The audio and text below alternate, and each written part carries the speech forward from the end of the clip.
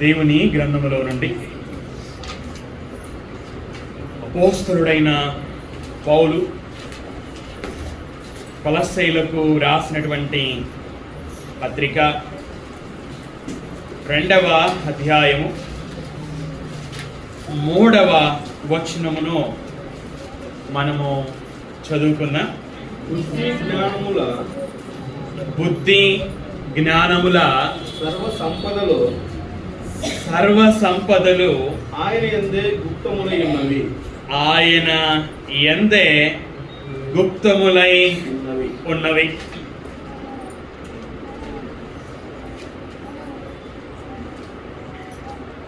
ఆయన యందే అనగా ఎవరి యందు గుప్తములై ఉన్నవి అని మనము దేవుని వాక్యమును పరిశీలన చేసినట్లయితే 2వ వచనములో దేవుని మర్మమై ఉన్న క్రీస్తును అనే ఆ మాటలను మనం చూస్తాం. ఆయన యందే అనగా దేవుని మర్మమై ఉన్నటువంటి క్రీస్తు యందే గుప్తములై ఉన్నవి. ఏమేమి గుప్తములై ఉన్నాయట? బుద్ధి జ్ఞానముల సర్వ సంపదలు. జ్ఞానము అంటే ఉదాహరణకి జ్ఞానం అంటే ఏంటి? ఉదాహరణకి ఆయన యందు ఆ కుమారుని యందు మనకు విమోచనం అనగా పాపక్షమాపణ కలుగుచున్నది. యేసుక్రీస్తు ద్వారానే పాపక్షమాపణ అని ఎరుగడం, అని తెలియడం, అనే అవగాహన రావడం అనేది జ్ఞానం. ఇంగ్లీష్లో నాలెడ్జ్. గ్రీకు భాషలో మనం చూస్తే నోయింగ్, ఆ గ్రీకు భాషకి ఇంగ్లీష్లో అర్థము, గ్రీకు భాషలోని పదానికి ఇంగ్లీష్లో అర్థం ఏమిటంటే నోయింగ్ అని అర్థం. నోయింగ్ అంటే ఏంటి? తెలియడము, ఎరుగడము, అవగాహన కలిగి ఉండడం. అలాగా యేసుక్రీస్తు యందే పాప క్షమాపణ అని అవగాహన కలిగి ఉండడము అది జ్ఞానం. బుద్ధి అంటే మరి ఆయన యందే పాప క్షమాపణ, మరి నేనేం చేయాలి? పాప క్షమాపణ పొందడానికి విశ్వాసం ఉంచాలి అని విశ్వసించి పాప క్షమాపణ పొందడమే బుద్ధి. జ్ఞానం అంటే ఒక విషయాన్ని ఎరగడము, బుద్ధి అంటే ఎరిగిన విషయాన్ని జీవితంలో ఆచరించడం అని అర్థం. బుద్ధి జ్ఞానముల ఎన్ని సంపదలంట? సర్వ సంపదలు క్రీస్తు యందు గుప్తములై ఉన్నాయి అట. అర్థం కావడానికి మొబైల్లో OnePlus 12R మొబైల్లో రికార్డ్ చేస్తున్నాం ఈ మెసేజ్ని. ఈ మొబైల్లో స్టోరేజ్ ఎంత అంటే 256 GB. ఈ మొబైల్లో ఎన్ని ఫోటోలు దాచుకోవచ్చో, ఎన్ని వీడియోస్ దాచుకోవచ్చో, ఎన్ని డాక్యుమెంట్స్ దాచుకోవచ్చు కదా. అదేవిధంగా ఆ ప్రపంచంలో అతి పెద్ద గ్రంథాలయం ఉంది. అమెరికా రాజధాని అయినటువంటి వాషింగ్టన్ DC ఉంది ఈ పెద్ద గ్రంథాలయం. దీనిని లైబ్రరీ ఆఫ్ కాంగ్రెస్ అని పిలుస్తారు. పుస్తకాలు ఒక ర్యాక్ లో పెడతారు.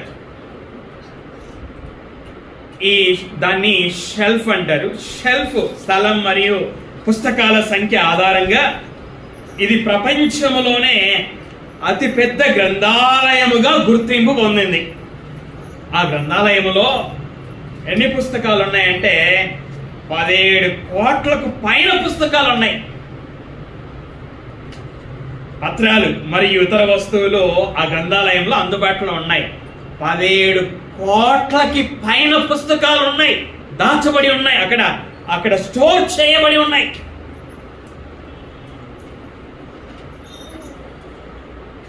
తూర్పు దేశపు జ్ఞానులు యేసుక్రీస్తును ఆరాధించడానికి వచ్చారు.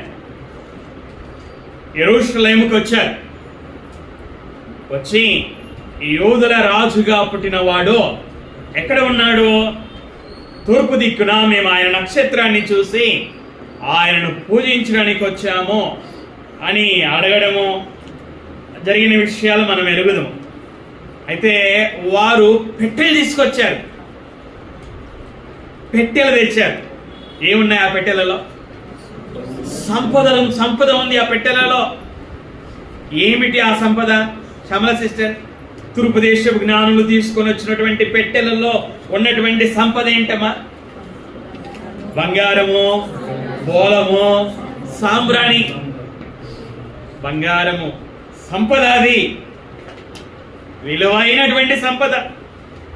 బోలము, సాంబ్రాణి ఆ పెట్టెలలో వాటిని తీసుకొని వచ్చారు. అతి పెద్ద గ్రంథాలయంలో 17 కోట్లకు పైన పుస్తకాలు ఉన్నాయి. ఈ 1+12 మొబైల్లో 256 GB పట్టే స్టోరేజ్ ఉంది. తూర్పు దేశపు జ్ఞానుల పెట్టెలలో బంగారము, సాంబ్రాణి, బోలం అనే సంపదలు ఉన్నాయి. అదేవిధంగా యేసుక్రీస్తు యందు గుప్తములై ఉన్నాయట.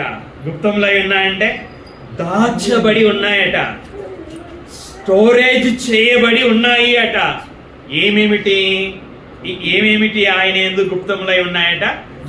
ఏమేమి ఉన్నాయట? బుద్ధి జ్ఞానముల సర్వ సంపదలు. ఏంటి బుద్ధి జ్ఞానముల సర్వ సంపదలు? ఏంటి? యేసుక్రీస్తు దగ్గరికి ఒక యవ్వనస్తుడు, అధికారి, మిగుల ధనవంతుడు పరిగెత్తుకుంటూ వచ్చాడు. బోధకుడా, నిత్య జీవానికి నేను వారసుడును కావాలంటే నేనేం చేయాలి అని అడిగాడు. యేసుక్రీస్తు వారు ఏం చేయాలో చెప్పాడు. నేను ఇవన్నీ బాల్యము నుండే అనుసరించుచూ ఉన్నాను, ఇంకా నాకేం కొద్దు ఉంది అని అడిగినప్పుడు, నీవు పరిపూర్ణుడవు అగుటకు కోరిన ఎడల నీ ఆస్తిని అమ్మి బీదలకు ఇచ్చి నన్ను వెంబడించు అని యేసుక్రీస్తు వారు ఆ యవనస్తునితో చెప్పాడు. నువ్వు నీ ఆస్తిని అమ్మి బీదలకు ఇచ్చి నన్ను వెంబడించు, అప్పుడు నీకు ధనము కలుగుతుంది. ఏమన్నాడు యేసుక్రీస్తు వారు? నీకు ధనము కలుగుతుంది. ఎక్కడ ధనము కలుగుతుంది? పరలోకమందు ధనము కలుగుతుంది. బుద్ధి జ్ఞానముల సర్వ సంపదలు ఏమిటో మనం చూస్తా ఉన్నాం. పరలోకములో నీకు ధనము కలుగుతుంది. యేసుక్రీస్తు వారు అన్నారు, భూమి మీద మీ కొరకు ధనము కూర్చుకొనవద్దు. ఎందుకు కూర్చుకొనవద్దు అంటే, ఇక్కడ దొంగలు ఉన్నారు, దొంగలు కన్నం వేసి దొంగతనం చేస్తారు. మీ ధన చిమ్మెట కొడుతుంది, తుప్పు పడుతుంది అని ఆయన తెలియజేశాడు. మరి ఎక్కడ కూర్చుకోమని చెప్పాడు? పరలోకమందు మీ ధనమును కూర్చుకొనుడి. ఇదే సందర్భాన్ని లూకా గారు రాస్తూ 12వ అధ్యాయము 33వ వచనంలో ఒక మాట రాశాడు. మనం చూద్దాం, చూడండి. లూకా సువార్త 12వ అధ్యాయము 13వ వచనం. మీకు కలిగిన వాటిని అమ్మి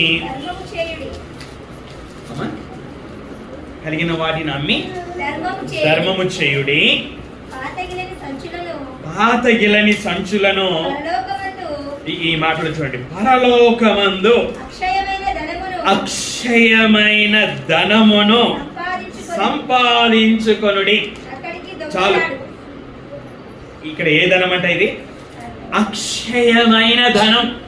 బంగారం క్షయమైంది, వెండి క్షయమైంది, బోలం, సాంబ్రాణి ఇవన్నీ కూడా క్షయమైనవి.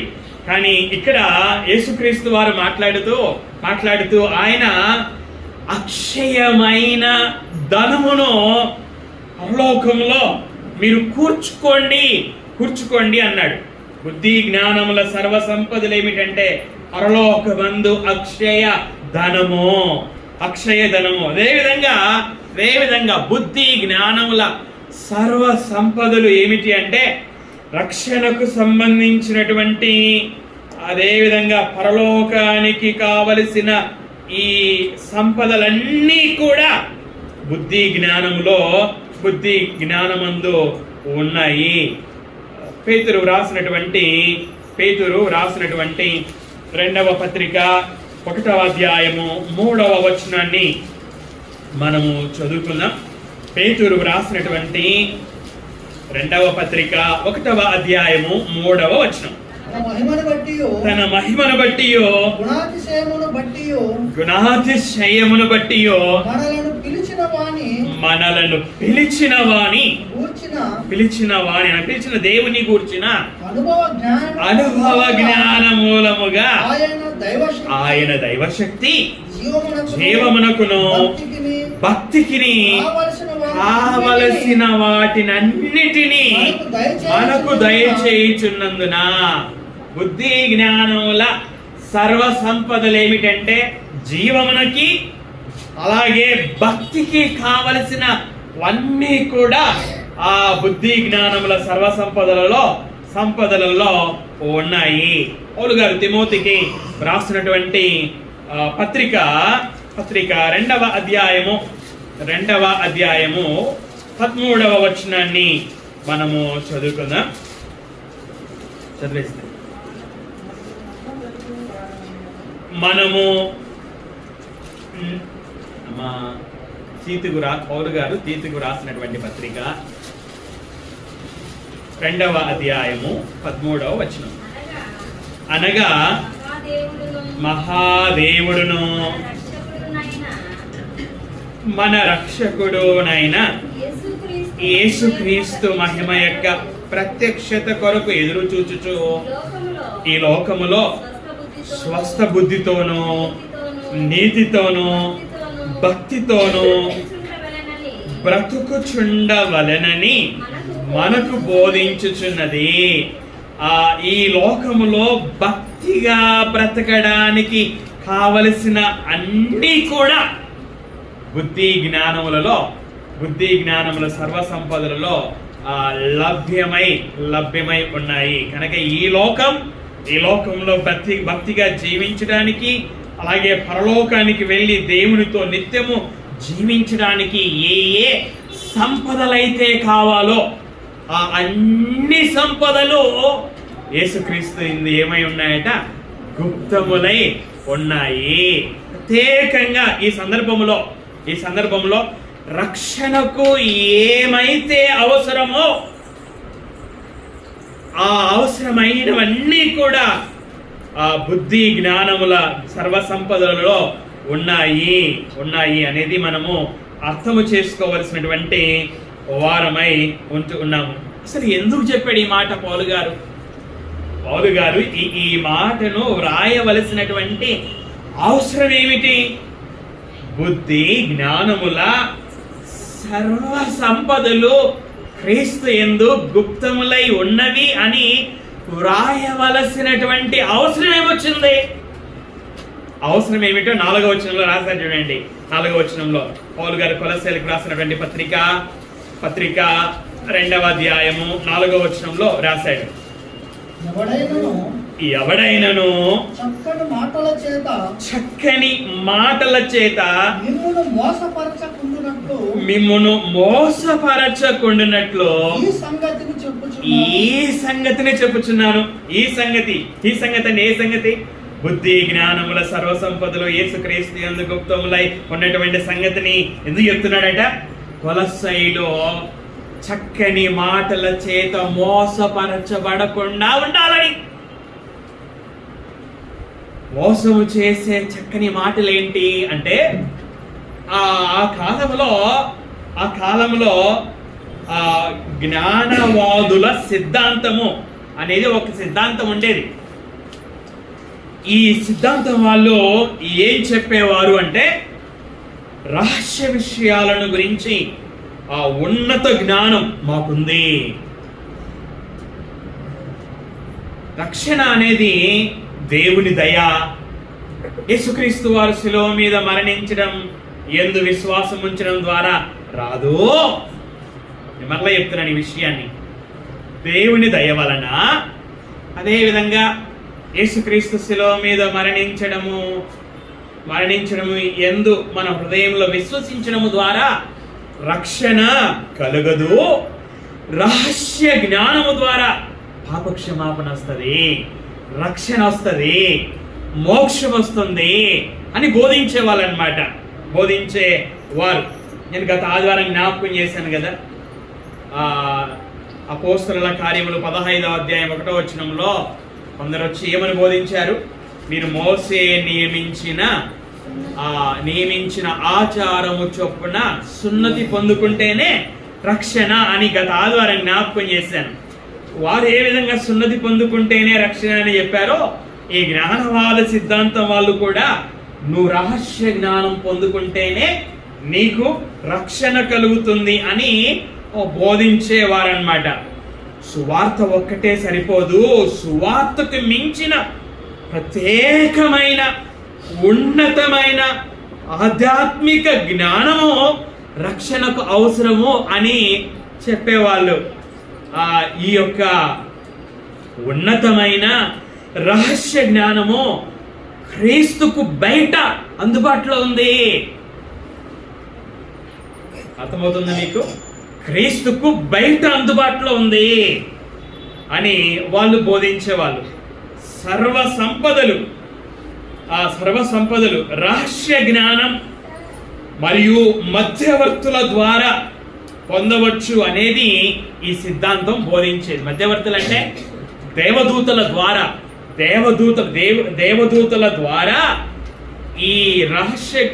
ఈ సర్వ సంపదలు కూడా మనం పొందవచ్చు అని వాళ్ళు బోధించేవాళ్ళు. ఇలాంటి చక్కని మాటల చేత వినేవారికి ఏమనిపిస్తుందంటే, ఓ నిజమే కదా, సువార్తకు మించిన రహస్య జ్ఞానము ఉందేమో. దేవుని దయ మరియు యేసుక్రీస్తు మరణం మీద విశ్వాసం ద్వారా మాత్రమే కాకుండా రహస్య జ్ఞానము ద్వారానే రక్షణ వస్తుందేమో. ఆ మాటలు వింటే, ఆ బోధ వింటే అవునేమో, ఆ మాటలు వింటే ఆ సందేహం వచ్చే విధంగా ఆ రోజులలో జ్ఞాన సిద్ధాంతం అనేది ఆ బోధ ఉండేదన్నమాట. సంఘానికి ఈ విధంగా ప్రమాదకరమైనటువంటి బోధ ఉండేది. అందుకే పౌలు గారు ఈ చక్కని మాటల చేత మోసపరిచే జ్ఞాన సిద్ధాంతం ఉంది కనుకనే ఏమని రాశాడంటే, విశ్వాసులారా, రహస్య జ్ఞానం అవసరము లేదు. ఈ బుద్ధి జ్ఞానముల ఒక సంపద కాదు, సర్వ సంపదలు యేసుక్రీస్తు యందే గుప్తములై ఉన్నాయి. ఆయన యందే దాచబడి ఉన్నాయి. ఆయన యందే స్టోర్ చేయబడి ఉన్నాయి. ఆయనకు వెలుపల ఏమీ లేదు. ఆయన యందు వీటిని వెతకడము కాకుండా మనము ఇంకా వేరే విధంగా మనం వెతికినట్లయితే యేసుక్రీస్తును మనం అవమానపరిచినటువంటి వారం అవుతాము.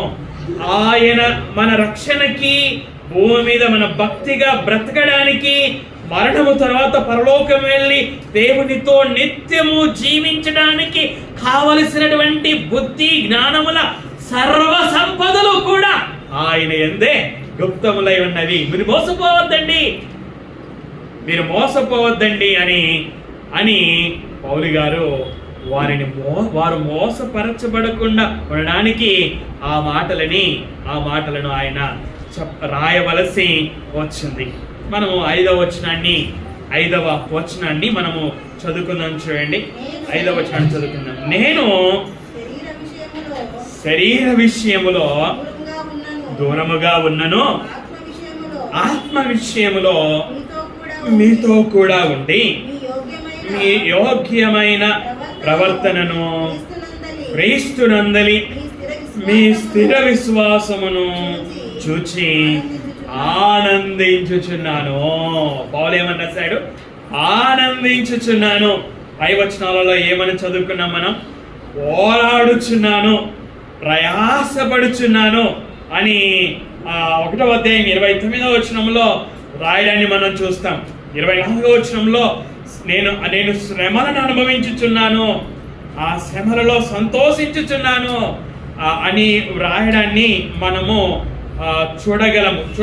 కానీ ఇక్కడ ఈ 2వ అధ్యాయం 5వ వచనంలో ఆనందించుచున్నాను అని వ్రాయడాన్ని మనం చూస్తున్నాం. సేవకుని యొక్క ఆనందాన్ని కూడా మనం చూస్తూ ఉన్నాం.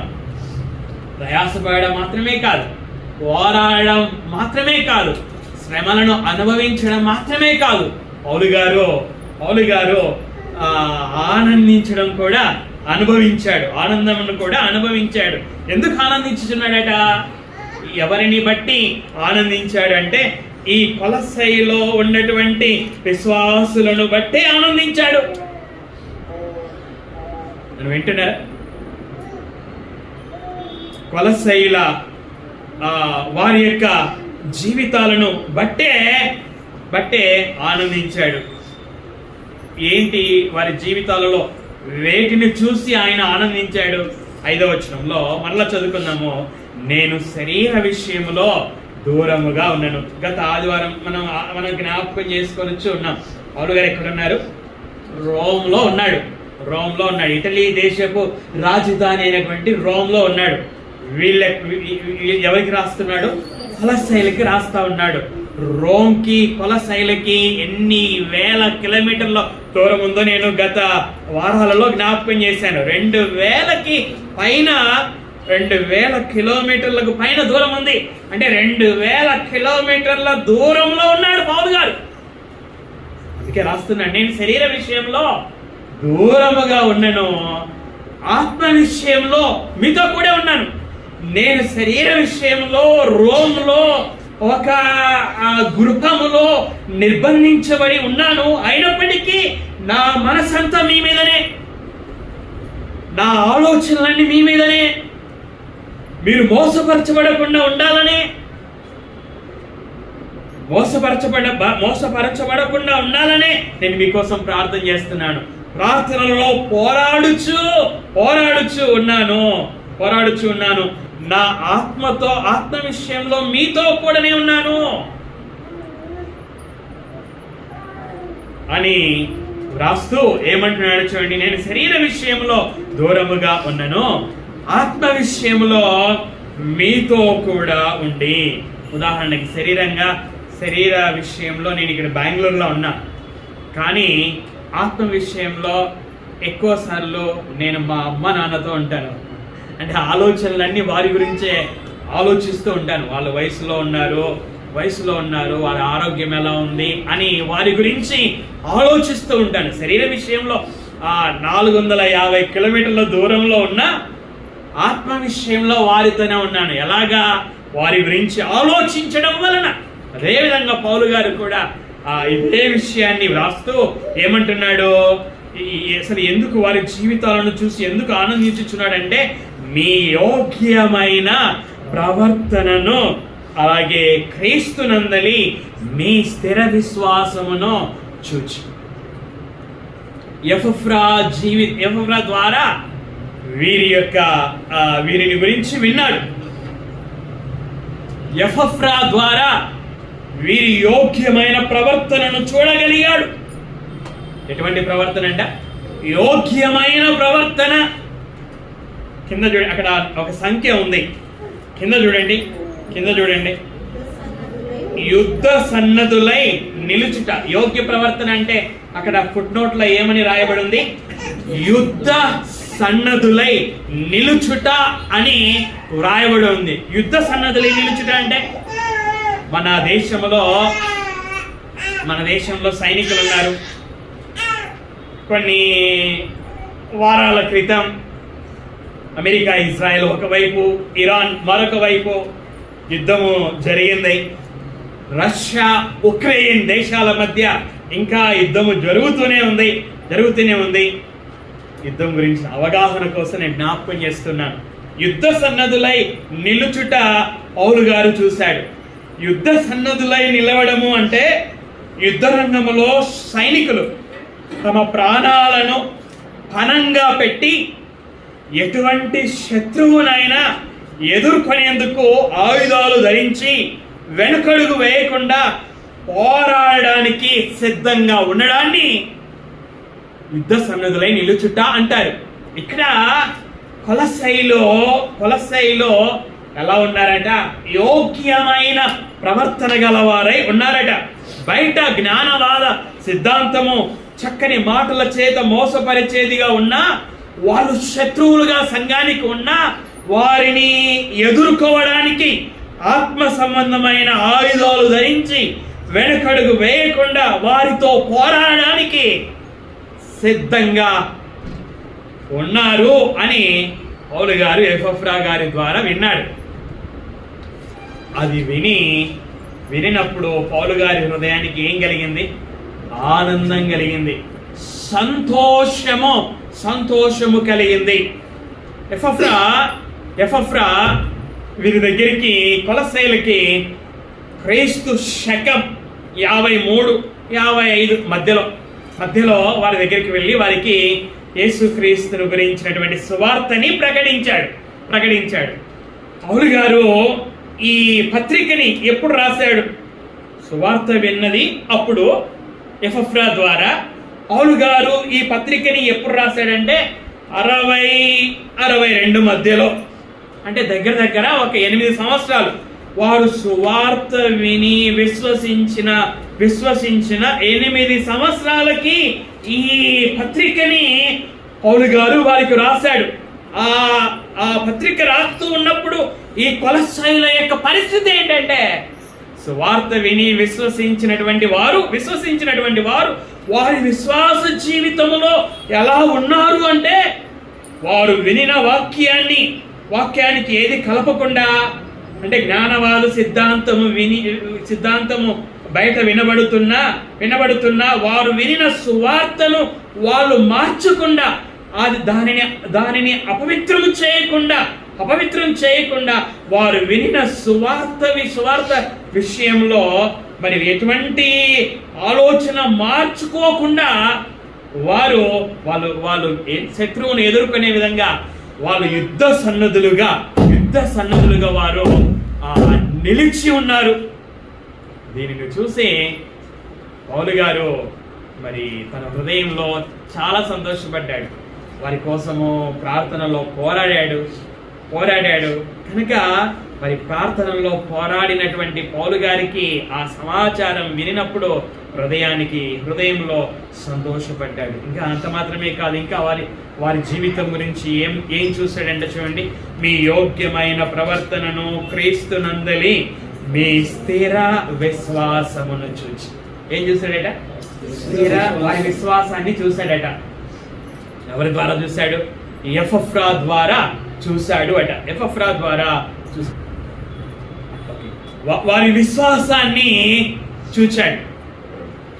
ఎలా ఉంది వారి విశ్వాసం ఎలా ఉంది? ఈయన మాటలో స్థిరం లేదు.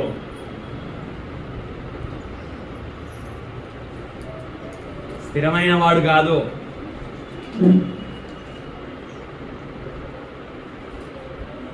స్థిరమైన ఆమె కాదు. ఒక చోట స్థిరంగా ఉండదు. మాట స్థిరంలే.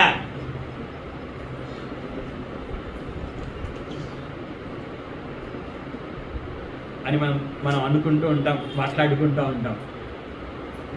వీరి విశ్వాసం ఎలా ఉందంటే స్థిరంగా ఉంది.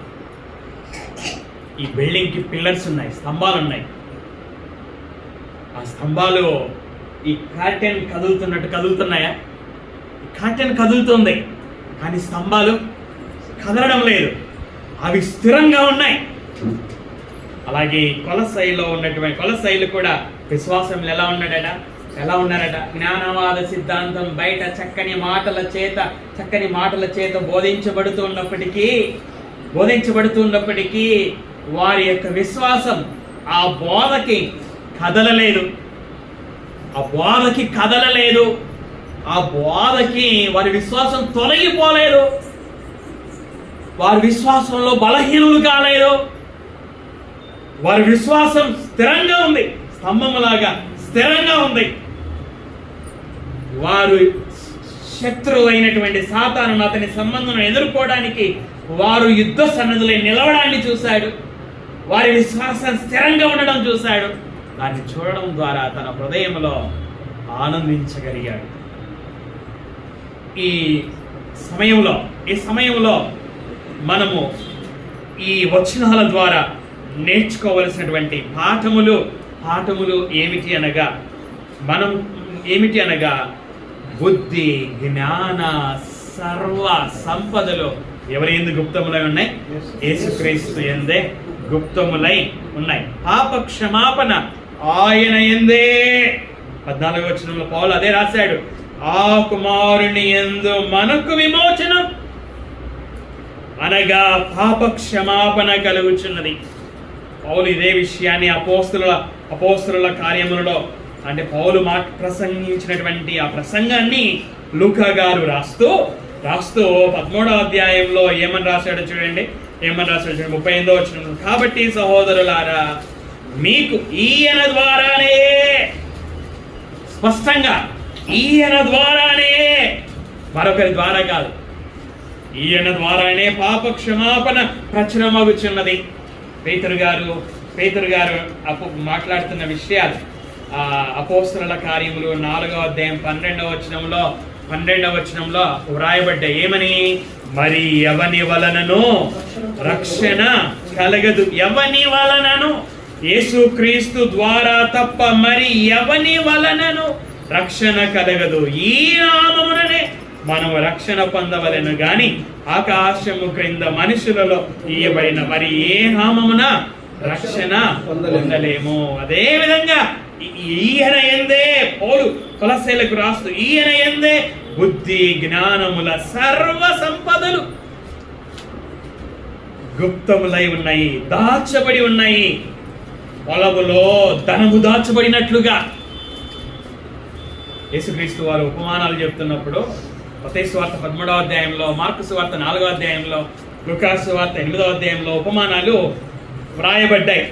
ఆ ఉపమానాలలో ఒక ఉపమానము పొలములో దాచబడిన ధనం. అలాగా బుద్ధి జ్ఞానముల అన్ని సంపదలు యేసుక్రీస్తు యందే గుప్తములై ఉన్నాయి, అంటే దాచబడి ఉన్నాయి, ఆ స్టోరేజ్ చేయబడి ఉన్నాయి. ఈ విషయాన్ని మనం కూడా స్పష్టముగా గ్రహించవలసినటువంటి వారమై ఉన్నాము. మొబైల్లో ఉన్న స్టోరేజ్ని మనం ఏం చేయాలి? యూజ్ చేసుకోవాలి. గ్రంథాలయంలో ఉన్నటువంటి వేల పుస్తకాలను మనం ఏం చేయాలి? యూజ్ చేసుకోవాలి. తూర్పు దేశ జ్ఞానులు వారి పెట్టెలలో తీసుకుని వచ్చినటువంటి బంగారం, పోలం, సాంబ్రాణిని ఏం చేశారు? ఉపయోగించలేదా? యేసుక్రీస్తుకి సమర్పించారు. అదేవిధంగా బుద్ధి జ్ఞానముల సర్వ సంపదలు మన రక్షకుడైన యేసుక్రీస్తు యందు గుప్తములై ఉన్నవి కనుక మనమేం చేయాలి? వాటిని మనము ఉపయోగించుకోవాలి. మన జీవితంలో వాటిని ఉపయోగించుకోవాలి అంటే మరి ఎలా ఉపయోగించుకోగలము? పరిశుద్ధాత్ముడు మాత్రమే వాటిని మనకు బయలుపరుస్తాడు. బుద్ధి జ్ఞానముల సర్వ సంపదలు అన్నీ కూడా ఎక్కడ రాయబడి ఉన్నాయి? ఈ 66 పుస్తకాలలో రాయబడి ఉన్నాయి. బుద్ధి జ్ఞానముల సర్వ సంపదలు ఏమిటో ఈ 66 పుస్తకాలలో రాయబడి ఉన్నాయి. మనము దీనిని దివారాత్రము ధ్యానిస్తే మనలో నివసించుచు ఉన్నటువంటి పరిశుద్ధాత్ముడు ఏం చేస్తాడంటే వాటిని మనకు బయలుపరుస్తాడు. దివారాత్రము ధ్యానిస్తే బయలుపరుస్తాడు. కాబట్టి అవి ఏమిటో, బుద్ధి జ్ఞానముల సర్వ సంపదలు ఏమిటో మనకు తెలియాలి అంటే పరిశుద్ధాత్ముడు మనకు బయలుపరచాలి. ఆయన మనకు బయలుపరచాలి అంటే మనము ఈ మాటలని ధ్యానించాలి. ఈ మాటలని మనము వినాలి, సంఘముగా ఎక్కువగా కూడుకొని కదా. చూడండి, హెబ్రీలకు రాసినటువంటి పత్రిక 10వ అధ్యాయము, హెబ్రీలకి రాసినటువంటి పత్రిక 10వ అధ్యాయము 24వ వచనం. కొందరు మానుకొనుచున్నట్టుగా సమాజముగా కూడుట మానక. దేవుని మాట ఏంటి? సమాజముగా కూడుట మానవద్దండి. మానవద్దు అని తర్వాత ఏమని చెప్తున్నాడు? ఒకరినొకడు హెచ్చరించుచు. ఒక విశ్వాసి మరొక విశ్వాసిని హెచ్చరించాలి అట, అది బాధ్యత. హెచ్చరించుచు ఆ దినం అంటే ఏ దినం? యేసుక్రీస్తు రెండవ రాకడ దినం. చదవండి. సమీపించుట అంటే దగ్గర అవ్వడం.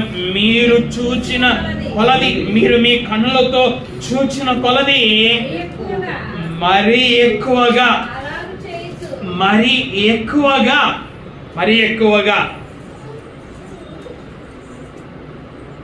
అంటే సంఘంగా కూడుకోవడం తక్కువ చేయమంటున్నాడా, ఎక్కువ చేయమంటున్నాడా? ఆడ రాయబడింది చదవండి. మళ్ళీ పాస్టర్ గారు ఏదో రాసుకొని వచ్చి చదువుతున్నాడు అనుకోకుండా ఏముంది ఆడ? మరీ ఎక్కువగా అలాగు చేయించు. అందరికి అర్థమైందా? అర్థమైన వాళ్ళు చెయ్యి పైకి ఎత్తండి.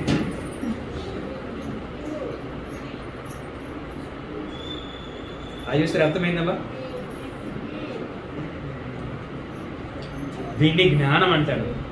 బుద్ధి అంటే ఏంటో తెలుసా? బుద్ధి అంటే నేను ఇంతవరకు చెప్పాను కదా, అర్థమైన దాన్ని ఆచరించడం. మరీ ఎక్కువగా అలాగూ చేయొచ్చు అంటే ఒకరిని ఒకడు హెచ్చరించడం ఎక్కువ చేయాలి అట. ప్రేమ చూపుటకును సత్కార్యములు చేయుటకు సత్కార్యములు చేయుటకును ఒకరినొకడు ఉరికొల్పవలెనని ఆలోచింతము. ఒకరినొకడు ఏం చేయాలంట? విజయ్ ఏం చేయాలంట? నేను నిన్ను రేపాలంట, నువ్వు నన్ను రేపాలంట. దీనికి ప్రేమ చూపడానికి, సత్కార్యాలు చేయడానికి. పాస్టర్ గారు, సంఘం ద్వారా మనం సత్కార్యాలు చేద్దాం. నేను ఉన్నాను నీకోసం, నేను నీకు సహాయం చేయడానికి ఉన్నాను. పాస్టర్ గారు మీరు సత్కార్యాలు చేయండి, మా కుటుంబం వాళ్ళంతా వస్తారు, మా బంధువులందరూ కూడా వస్తారు. పాస్టర్ గారు మీరు సత్కార్యాలు చేయండి, సత్కార్యాలు చేద్దాం. పాస్టర్ గారు, కుమార్ అన్న సత్కార్యాలు చేద్దాం, నరసింహన్న సత్కార్యాలు చేద్దాం, కృపా సమాధాన రాజు బ్రదర్ సత్కార్యాలు చేద్దాం అని ఏం చేయాలంటే ఒకరినొకరు ఏం చేయాలంట? పురికొల్పాలంట. పురికొల్పడం అంటే రేపాలంట. పాపం రేపొద్దు అంట కదా. ఇక్కడ ఏం చేయాలంట? ఇక్కడ రేపాలి అట. దేనికి రేపాలి? ప్రేమ చూపడానికి, ప్రేమ కలిగి ఉండడానికి ప్రయాసపడమని వాక్యం చెప్తోంది. కుటుంబంలో ఒకరి పట్ల ఒకరు ప్రేమ కలిగి ఉండడానికి, సంఘములో ఒకరి పట్ల ఒకరికి ప్రేమ కలిగి ఉండడానికి, సమాజంలో ఇతరుల సమాజంలో ఒకరి పట్ల ఒకరు ప్రేమ కలిగి ఉండడానికి వినండి, మనం వినాలి. ఒకరినొకరు ఏం చేయాలంట? రేపాలి. ఎందుకు రేపాలి? ప్రేమ చూపడానికి, సత్కార్యాలు చేయడానికి. ప్రేమ చూపడానికి రేపాలి అంటే మరి ఒకరినొకరు ప్రేమించుకోవాలి, ఒకరికొకరు వందనాలు తెలియజేసుకోవాలి కదా. ఒకరికొకరు ఏం చేయాలి? వందనాలు తెలియజేసుకోవాలి. ఒకరితో ఒకరు మాట్లాడుకోవాలా, మాట్లాడుకోకూడదా? ప్రేమ చూపడానికి రేపడం అంటే మాట్లాడుకోవాలనే, మాట్లాడవద్దనే? మాట్లాడుకోవాలి.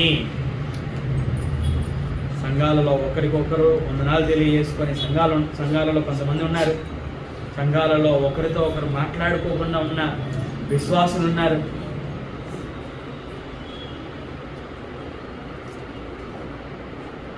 కానీ దేవుడు చెప్తున్నది ఏంటి? మీరు ఒకరినొకరు ప్రేమ చూపడానికి రేపండి, ప్రేమ కలిగి ఉండడానికి ప్రయాసపడుడి అనే వాక్యము సెలవిస్తూ ఉంది. ఇక్కడ కనుక మనము బుద్ధి జ్ఞానముల సర్వ సంపదలు యేసుక్రీస్తు యందు దాచబడి ఉన్నాయి కనుక ఆ సర్వ సంపదలను మనం ఏం చేయాలి? అనుభవించాలంటే అవేంటో మనకు తెలియాలి అంటే పరిశుద్ధాత్ముడే బయలుపరచాలి అంటే మనకు దేవునితో మనకు ఆయనతో మన సహవాసం ఎలా ఉండాలి? చక్కగా ఉండాలి. దేవునితో మన సహవాసం చక్కగా ఉండాలి. రక్షకుడైన యేసుక్రీస్తు వారితో మన సహవాసం చక్కగా ఉండాలి. పరిశుద్ధాత్ముడితో మన సహవాసం చక్కగా ఉండాలి. ఆత్మీయ జీవితం చక్కగా ఉంటే పరిశుద్ధాత్ముడు ఆ సర్వ సంపదలని మనకి బయలుపరుస్తాడు. ఒకటి బయలుపరిచిన తర్వాత ఏవైతే బయలుపరిచాడో వాటిని మనము ఉపయోగిస్తే ఇంకా బయలుపరుస్తాడు. మయాంక్ పోయి వాటర్ తీసుకురాపో. ఓకే, వెరీ గుడ్ మా అని చెప్పాను. మయాంక్ వినలేదనుకోండి, పాస్టర్ గారు నేను తాను అన్నాడు అనుకోండి. రెండవసారి మళ్ళీ చెప్తాను మయాంక్కి, మళ్ళీ చెప్తానా? మళ్ళీ చెప్పను. ఎందుకని? వినలేదు కాబట్టి. అలాగే పరిశుద్ధాత్ముడు బయలుపరుస్తాడు. మనకి బయలుపరిచినవి మనం మన జీవితంలో ఆచరించలేదనుకోండి, ఇంకా మరలా బయలుపరచవలసిన అవసరం ఏముంది? బయలుపరిచినవి మనం లోబడడం లేదు కనుక పరిశుద్ధాత్ముడు మరలా మనకి బయలుపరచకుండా మన అవిధేయత అడ్డంగా ఉంటుంది. కనుక మన భక్తి జీవితం చక్కగా ఉంటే పరిశుద్ధాత్ముడు మనకి బయలుపరుస్తూ ఉంటాడు. మనము వాటిని ఆచరిస్తూ వాటిని మనం అనుభవించగలం. మొదటిది మనం నేర్చుకోవాల్సింది. రెండవది మనము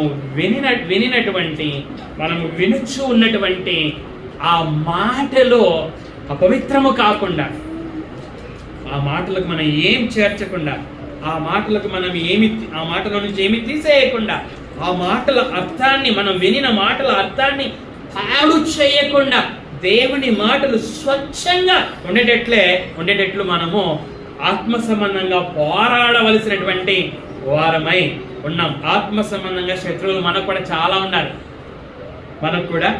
చాలా ఉన్నారు. బైబిల్కి వ్యతిరేకంగా, దేవునికి వ్యతిరేకంగా, లోకరక్షకుడైన యేసుక్రీస్తుకు వ్యతిరేకంగా మాట్లాడే వాళ్ళు చాలా మంది ఉన్నారు. అలా కాదు అలాగా అని చెప్పేవారు చాలా మంది ఉన్నారు. అవి వింటున్నప్పుడు మనం కూడా ఎలా ఉండాలి? కొలస్సైలాగా వారిని ఎదుర్కోవడానికి ఒక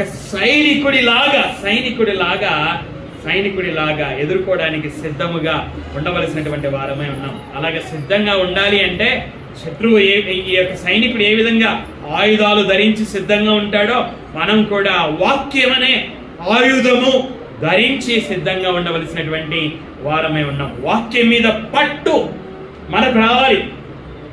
66 పుస్తకాల పేర్లేంటో మనకు తెలియాలి. ఈ 66 పుస్తకాలలో ఏముందో మనకు తెలియాలి. అప్పుడే మనము ఎదుర్కోగలం. అప్పుడే మనము వాక్యము అది అపవిత్రత కాకుండా పోరాడగలం.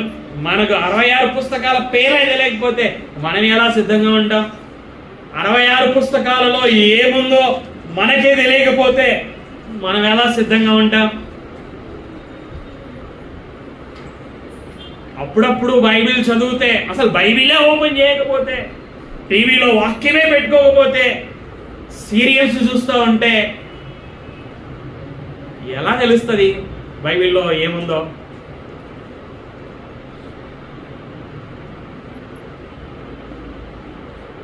మనము బైబిల్లో ఏముందో మొదట మనకు తెలిస్తే మనము ఈ వాక్యం అనే ఖడ్గాన్ని ఆయుధంగా ధరించుకొని ఆత్మ సంబంధమైన శత్రువును ఎదుర్కోగలం. మనం కూడా యుద్ధ సన్నద్ధులై నిలవగలం, యోగ్యమైన ప్రవర్తన కలిగి ఉండగలం.